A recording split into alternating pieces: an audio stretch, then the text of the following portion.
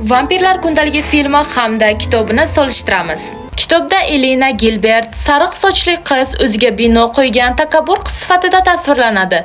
Filmda bo'lsa to'qchigar rangli, ba'zi joylarda qora sochli ko'rsatilgan va juda ham g'amxo'r, hammaga yordam beradigan qiz sifatida tasvirlangan. Kitobda Elenaning Margareta ismli 4 yoshli singlisi bo'ladi.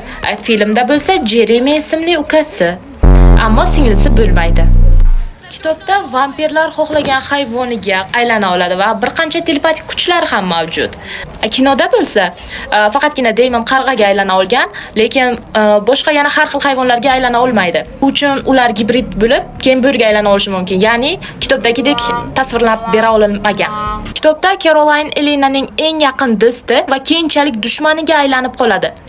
Va ular oxirida dushman bo'lib qolishadi. Hamda Caroline bo'ri vampir gibrid ga ham aylana olgan.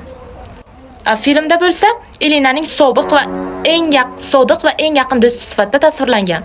Bonniening esa kelib chiqishi shotlandiyalik mashhur jodugarlardan bo'lgan va u qizil sochda bo'lgan. Filmda bo'lsa, uning kelib chiqishi amerikalik qadimgi avlodining davomchisi sifatida tasvirlangan. Kitobda Taylor asosiy bo'lmagan salbiy qahramon sifatida tasvirlangan. Filmda esa Taylor asosiy muhim qahramonlardan va birinchi gibrid sifatida tasvirlangan. Part 2 chiqishini istasangiz menga follow bo'lishni unutmanglar.